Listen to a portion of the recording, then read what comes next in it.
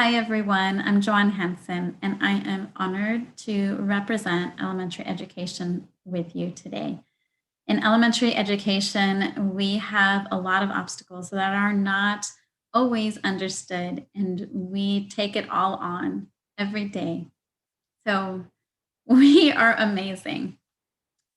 We all feel similarly about these items that we will be discussing today. So even if it is from my standpoint, a lot of us have very similar kinds of activities we've done, very similar philosophies on things. And so when we discuss things today and I mention things that I have done, they match many ideas of what others have done in administration, and particularly things that we have discussed in elementary education. We're glad to represent you. So when you do reach out to me, I am happy to also forward your information to our group and we can share other resources with you. Building a school culture within distance learning that values diversity. I'm Joanne Hanson. Thanks for being here. We have goals by the end of our time together. We are talking about culture, diversity with distance learning, and what can we do from there? So first we'll go over culture, which is about building relationships, being genuine, vulnerable, finding humor, along with focusing on our priorities. These are three kinds of priorities that may also be some of your priorities. There will be examples on how we may empower others within distance learning and if it's not a distance learning. Second, we'll go over diversity. And what does it mean? We will go over students with different needs, examples of integrating practices, and how we can embrace different cultures as well. Finally, professional development and other resources we can look out for. But first, welcome. Hi, everyone. Thanks for being here. Please take the time to feel amazing about yourself, even if for a moment, because you're here, you're watching, you're looking at different conferences, different webinars to see what else you can integrate into your organization, into your school, your district.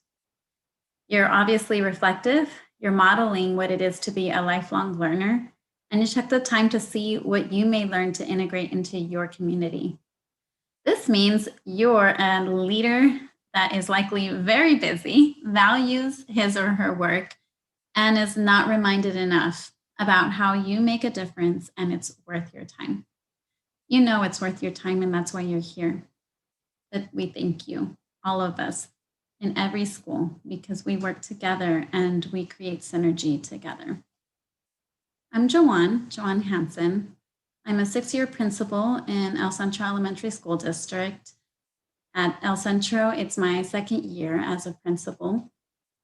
We are in the southern area of California in what's considered Region 18 for ACSA, Imperial County, which is on the way to Yuma from San Diego. I'm an advocate for learning social emotional learning, trauma-informed practices, autism in the general classroom or autism in general, crisis prevention intervention, inclusive practices, etc., which all come back to relationships, celebrating diversity, and creating a positive culture that we integrate into the fabric of our daily life at work. I've been integrating elements of relationships since I started. I was a top finalist for the Duncan Webb Award in San Bernardino for teaching character, and continuously have been implementing it into schools with staff, student, and parent feedback with data for the past 8 years. I'm glad to see a trend of advocacy for social emotional learning. I taught in 3rd through 8th grade in various districts in California, from San Bernardino, a really large school district, to a small one school district with farms surrounding the school. I worked at a school with a varied amount of ethnicities, and I've also worked at a school where it was 95% Hispanic, about 86% English learners, and about 90% socioeconomically disadvantaged. Yet I also grew up in an area with very few English learners, and more than once did I see my parent be discriminated against for being someone who came from Mexico, who had an accent. So I've seen a different side as well. I'm a single mom. I have a 13-year-old who challenged me with signs of autism and having ADHD. I have a daughter with a shunt, and she's receiving services with a specific learning disability for showing dyslexia in first grade and other health impairment. These stats are relevant to us. When we hear about what someone recommends, we wonder, where have you worked? Do you understand some of my struggles? Can you relate at all? I hope you feel that I can. I love this work, so let me tell you in advance that if you reach out to me, I will reach back. You have a question, I will respond quickly with resources. I believe in synergy. I believe I can learn from you, and also that all of us have something to offer. A lot of times we're more capable than we ourselves realize. So if you're watching, I'm hoping to one day watch a webinar from you. So the topic was building a school culture within distance learning that values diversity. There are things that we can do when it's not distance learning and things that we can integrate even in distance learning. When we talk about culture, though, what are we talking about? The culture includes our relationships, how we respect and how we respond to one another. If we have a safe environment for learning, we can't promote a value without modeling it and without creating a safe environment. So how do we do this? First, regularly, and then also in distance learning.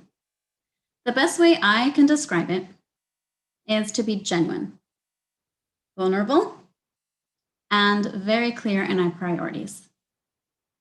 So for culture, it's about being genuine, knowing our priorities, being clear with them, and at times showing our vulnerability.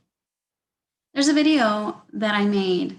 Actually, there's a lot of different videos that I made during my first year as principal and years afterwards. And during that first year, I was making these videos, and I was also meeting with my union reps every month at Starbucks after school, and we'd go over ideas I had, over some initiatives that were going on to see what they thought, and also if there was anything that they wanted to make me aware of. We can do this during distance learning as well. We can still meet with our union reps via Zoom and have coffee together. And when school's back, you can still meet in person if you're able to do that. I asked these reps at the end of the year to view some of my different reflection videos and to help me choose the one I was going to show the staff at the end of the year. I'm going to show you that video. The past week and 2 days has been something that I don't think I'll ever forget. I don't think that a lot of the teachers will forget it, or the staff, or the students, or the parents. It's really hard to have these reflections because there's so much that you can't say that is on your mind. There's so much. I mean, overall, it's just what happens is if you've been a teacher before you're a principal, you have access to your memories of what you remember that was difficult. You have access, if you try, to the memories of how it felt when you were asked to do this, to do that. The parents, the students, the discipline issues. Meanwhile, the curriculum, changing curriculum, new initiatives, new strategies. And it's always changing. It always seems like you're adding more to the plate. The difference between that and a principal is that the only people that have the access to what a principal goes through are principals. And so what's hard is that people, I think at my school, do a great job of trying to think of my shoes, trying to think of what it's like in my shoes. I think they do an excellent job of trying to think about those things, and they're considerate of that. And that's just rare, I think. Overall, though, in most settings, I don't think most staff members would realize the different kinds of things that you go through. So what happens sometimes is you feel a little lonely because there's not a lot of people that know what you're going through. And you can't divulge everything you're going through. Your spouses normally are not in the same field as you, so they can't understand. So it's just sometimes it's a really lonely position. You don't have a lot of colleagues.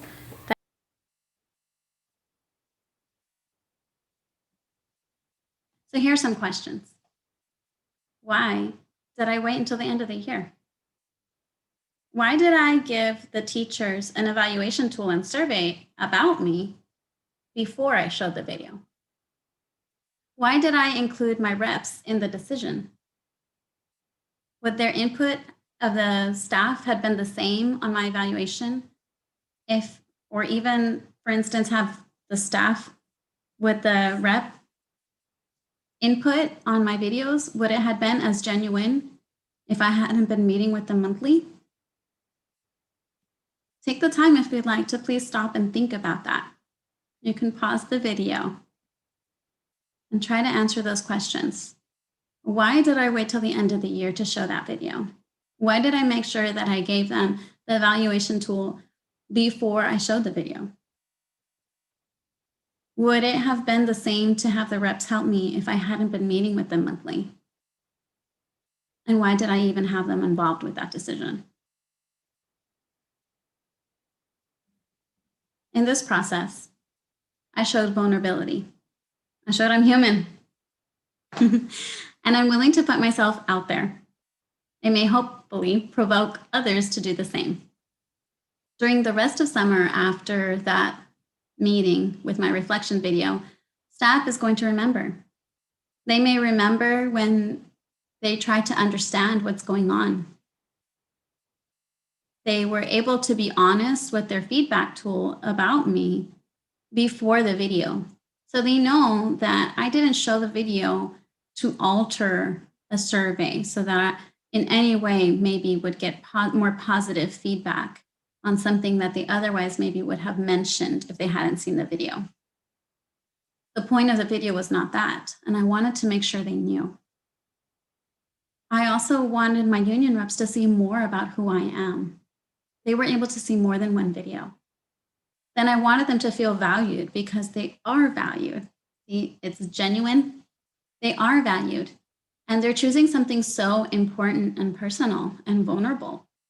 And finally, they can give me input on what they really think is better to show from a perspective that I don't have the same as I once did. Being genuine also may mean laughing at oneself at times. So for instance, in distance learning, there was one newsletter that I sent out. And again, this could be during the regular time or during distance learning. But during distance learning, we know that there's a lot of staff members that mention that they have so many emails. And so it almost seems like it's more time consuming to be reading our newsletters at times for them. There was a newsletter that there was a piece of a sentence, and I don't know how it happened, but in the piece of the sentence, it was put randomly all over my newsletter. My secretary noticed, she started laughing about it, and I saw an opportunity. I thought, So I wrote an email to all the staff and I said, hey, the secretary noticed that this part of a sentence is randomly throughout the newsletter. Let's have a competition and scavenger hunt and see how many times it's in the newsletter and who can count accurately how many times it's in the newsletter. Some people responded and they laughed about that it sounded funny, or I think it was 5 times or 6 times. So they were able to see that we can talk about this. It's not a common situation that I have this kind of error all over a newsletter. That wouldn't be good. But when it did happen, it's okay for us to laugh about it. And it shows a little vulnerability there. In addition to that, it seemed like more people might even read the newsletter more quickly than before because it adds a fun element to it. There's opportunities sometimes within regular learning or distance learning to build that culture.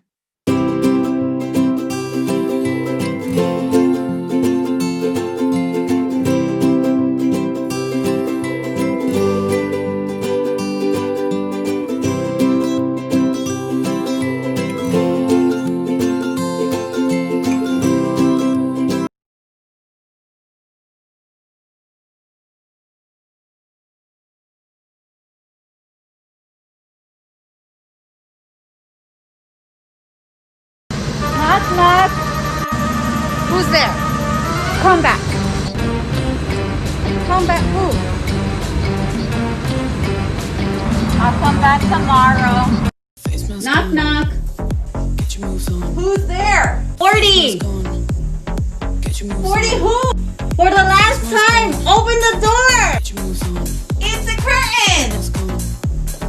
Oh.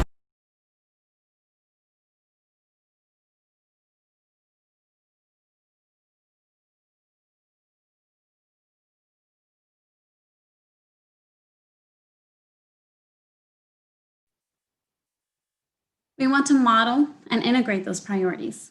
So we always talk about this. We say our vision or our priorities, our goals. We want to know what are these priorities we have and make all our decisions from it. So for this culture, we are being genuine, vulnerable, and we have our priorities and we make decisions from our priorities to be genuine. But it all works differently for each person. You are different from me. I'm different from him or from her. Whatever we do to work through these examples, it will be unique to who we are. Although one strategy or one way of showing appreciation, for instance, or the way that we have our certain priorities may be a little different, we also want to make sure that it matches the way that we naturally can be as much as possible, as much as possible.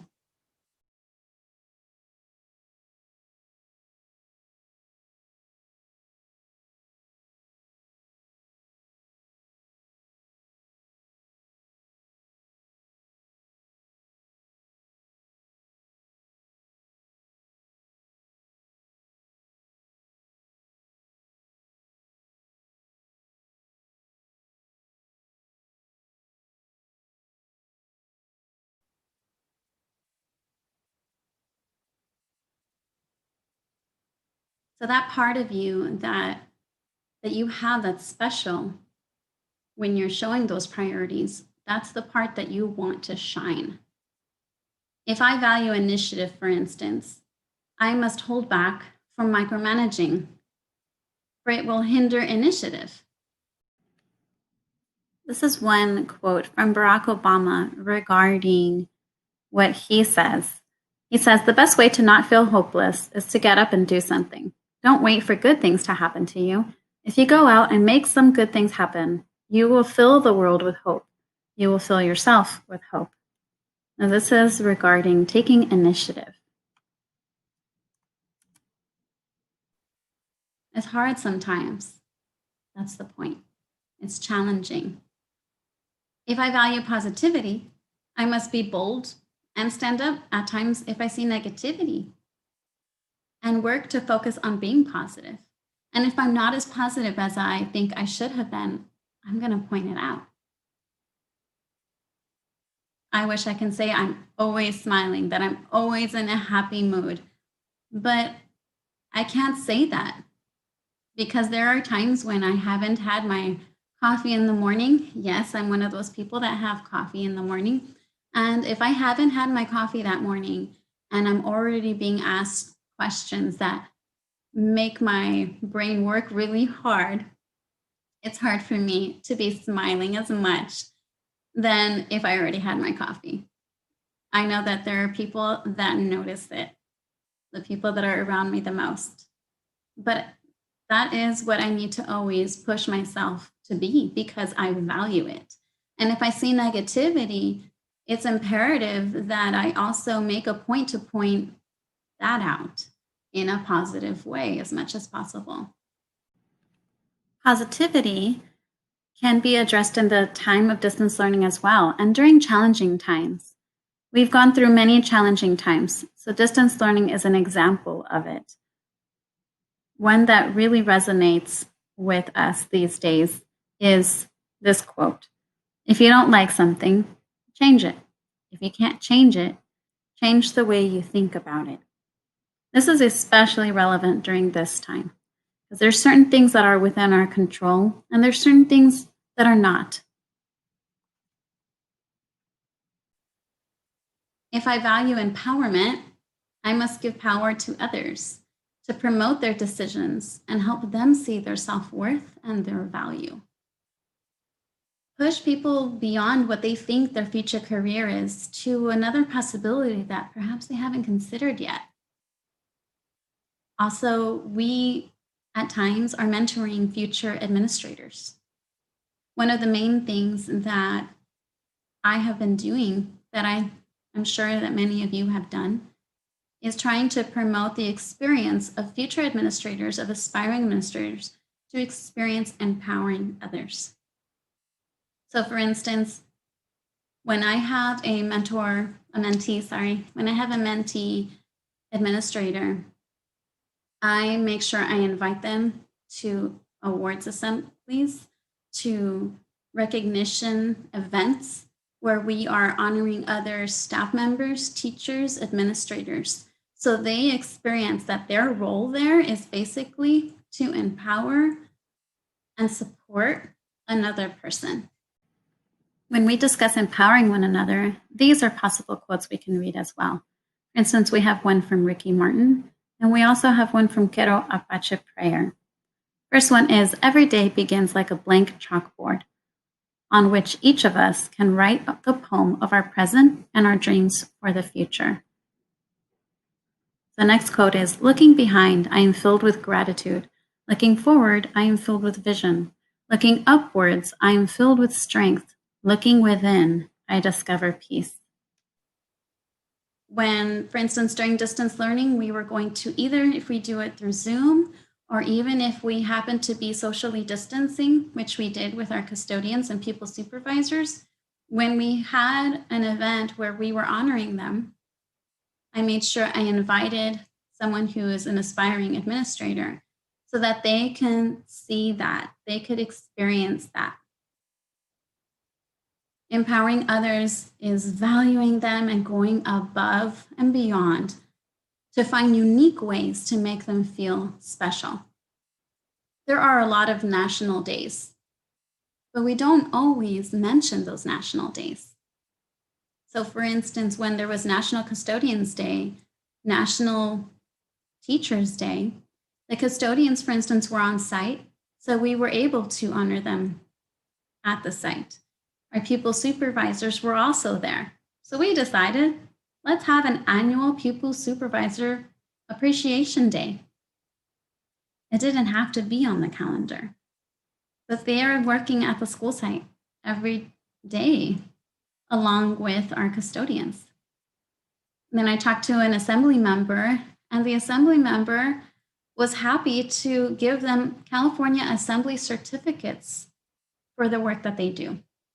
That is special and different. It's unique. When it was Teachers' Day at the end of the school year last year, when we were in distance learning, a teacher had an idea to have lawn signs brought to all the staff members.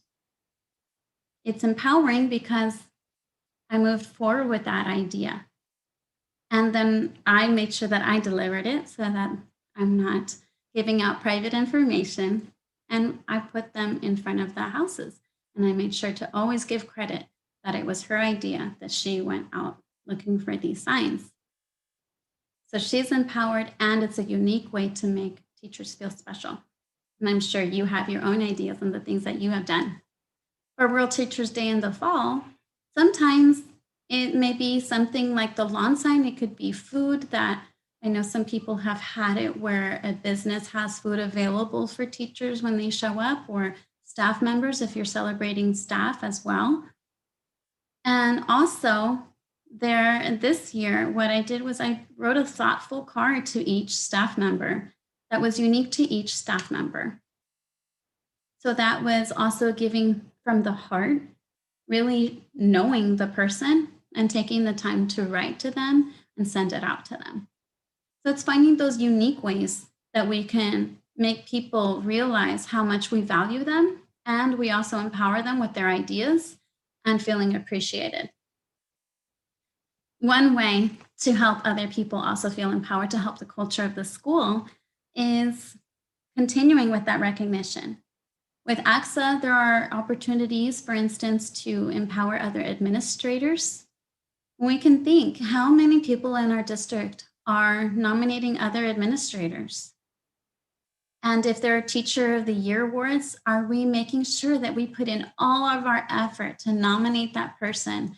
Really take the time to give them the most chance, the highest chance they have to win that.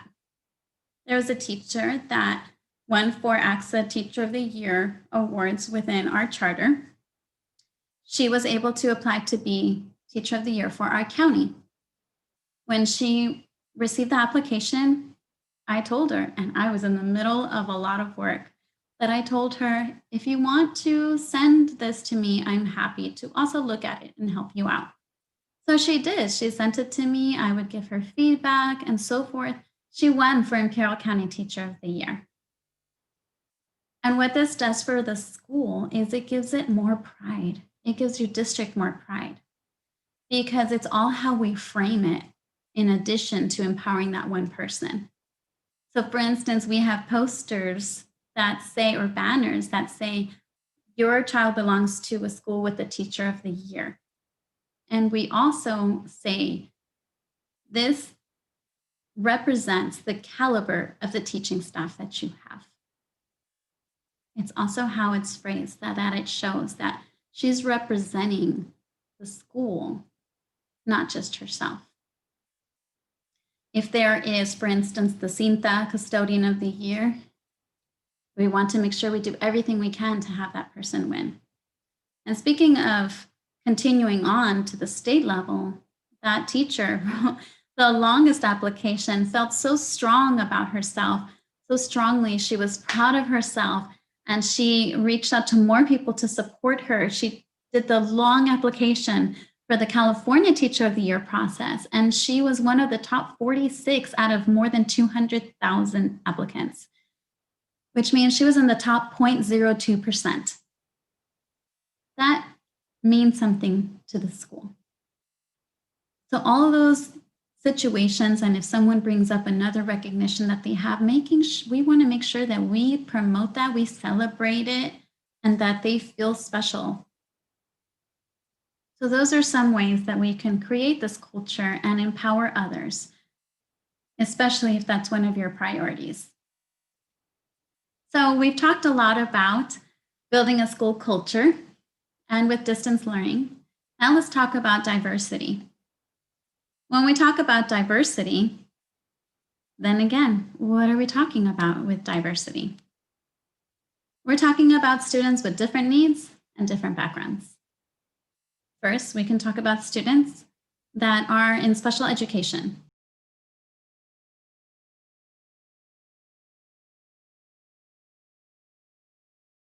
That have a disability. First, you can start with, for instance, having clubs or having a group such as Circle of Friends, which is all about inclusionary practices where you become friends with one another, whether you are in general ed or you have an IEP, but that you're all joined together. So when there wasn't distance learning, the students would be able to meet during their lunchtime every week, and they would have activities. In addition to that, they would also learn about different kinds of disabilities. Then during distance learning, we continued that. We made sure that during their lunchtime, we could meet on Zoom, and they have different activities as well, such as, for instance, a scavenger hunt. We have our librarian tech who was able to make this activity where she would tell the students, find something red in your house. And so then they would try to show something red.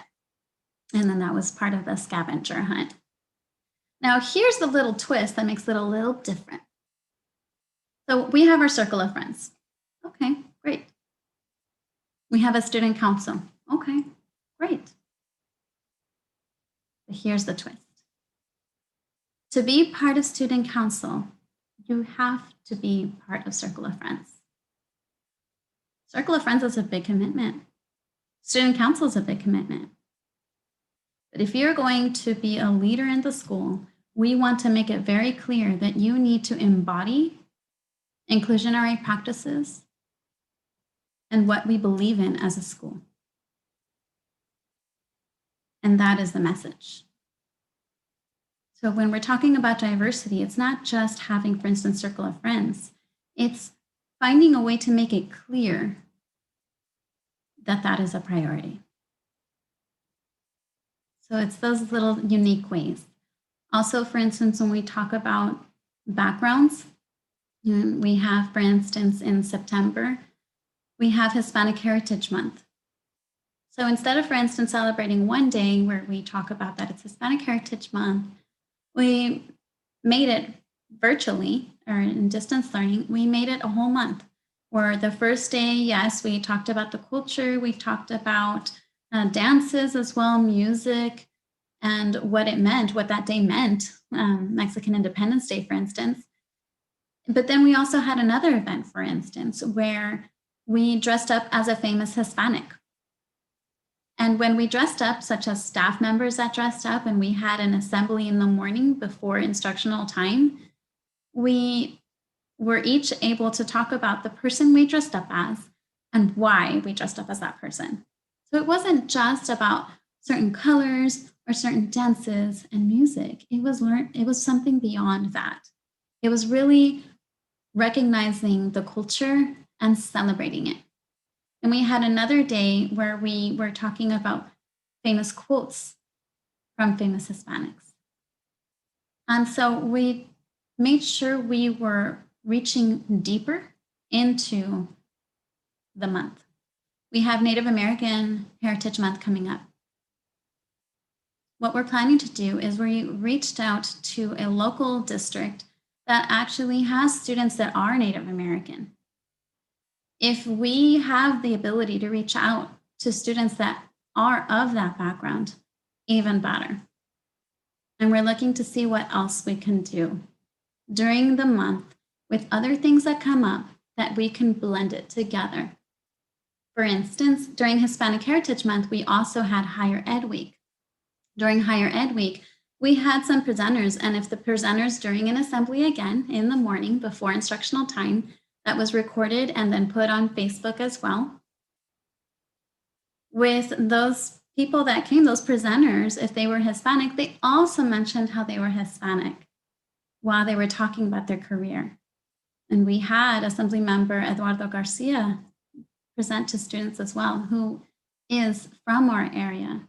So it was somebody local that was of that background and was talking about higher education during Hispanic Heritage Month.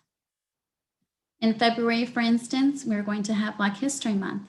Last year, instead of having one day where we talk about one theme, we wanted to make it more about the history. We wanted a history competition. We reached out to San Bernardino because they have an extensive, wonderful Black history competition that students could get ready for and prepare during the entire school year. So we reached out, we had their information, we made sure that the district was supporting what we were going to do. And we ended up having one class where they presented different poems and quotes from famous Black Americans. We also had a board member come and he presented. And they also talked about the history of our school. They talked about in the past and history with past segregation and what things meant and how it was for different people. And we had a lot of parents afterwards come and tell us that they were wanting to help in the future if we had something else. So we want to make it more extensive, just like this year we did more for Hispanic Heritage Month, or we had different events. We want to do the same thing for Black History Month. And if we did it for women, appreciating women, or when we go to autism awareness, when we talk about that it's not just one day, that it is something that's ongoing. So eventually when we have our Veterans Day Assembly, when we talk about 9/11 and we remember, when we have Memorial Day, when we talk about all events, that it becomes a common practice to celebrate all kinds of backgrounds within each of those kinds of events. And it becomes part of our culture to learn about other cultures and diversity from students that may have different needs, different abilities and disabilities, along with different backgrounds and cultures, which helps us with opinions. Please take the time to look at this graphic. When we talk about diversity, these are all the different things we can be considering. And there is likely one in here, if not more, that include a group that is difficult for some to accept or celebrate.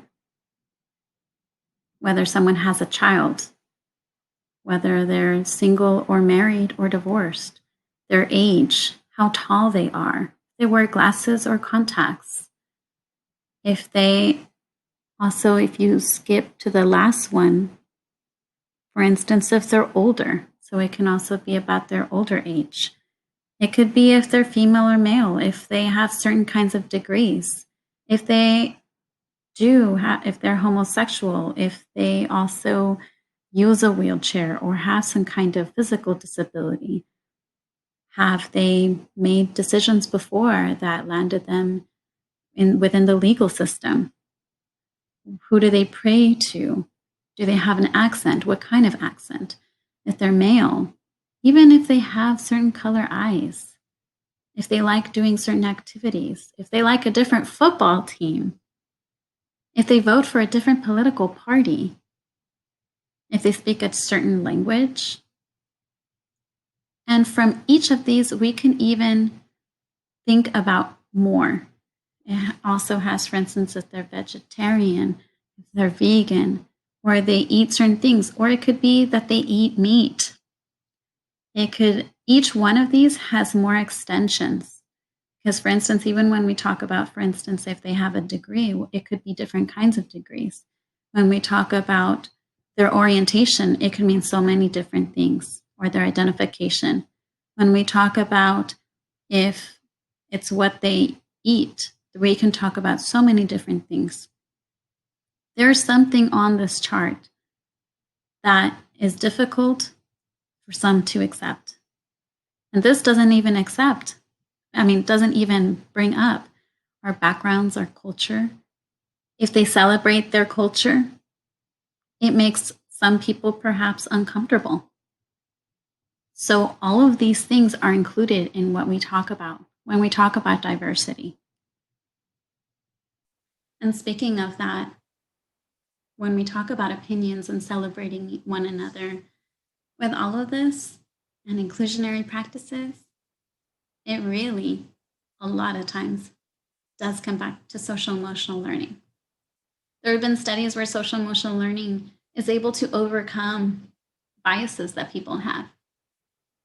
So there's a lot of professional development that is available that can help support this kind of mentality.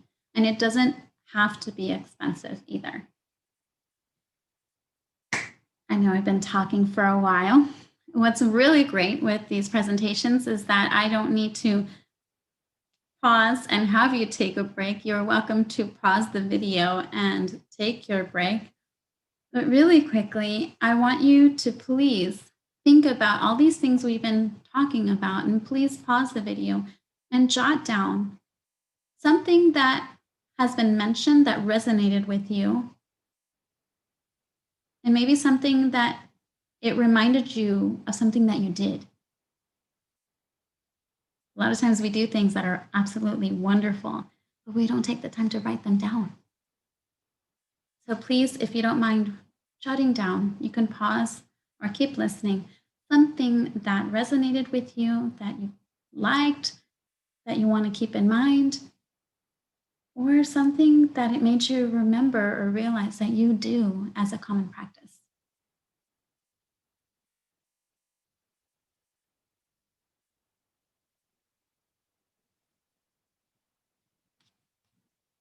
I don't know if you realized, but during this entire video, I've been trying to smile with you.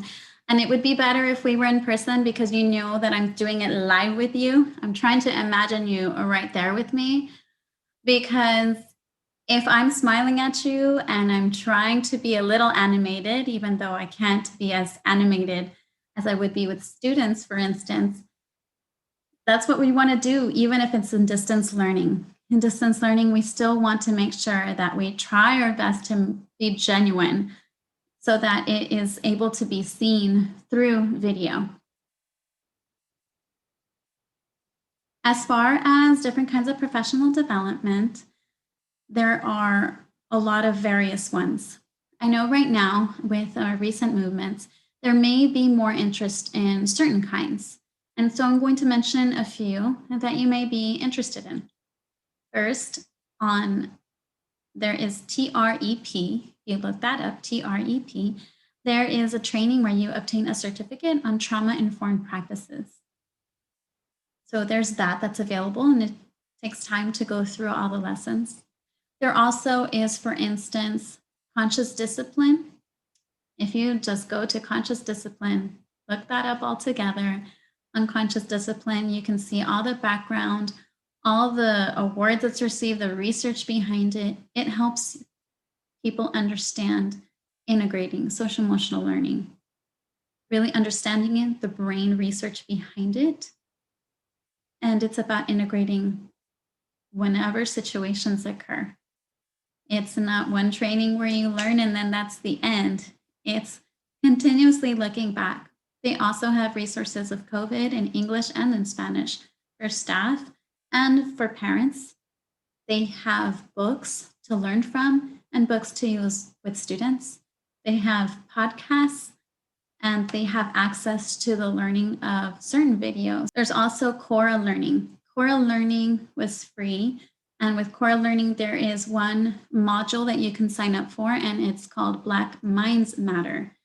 You do need to order a book, and they have various articles with different web series that they show. They have webinars that you can view. You can obtain a certificate as well. It's a lot of learning so that we can understand one another, and we can also value, appreciate, celebrate diversity, and be very aware of how we can perceive things, history behind things, statistics behind things, so that we are aware and consider those things with the decisions that we make. There's that. And with a lot of training, for instance, autism in the general classroom and so forth, there's IRIS, IRIS. And in IRIS, they have a lot of different trainings, but they also have, for instance, autism in the general classroom to understand students.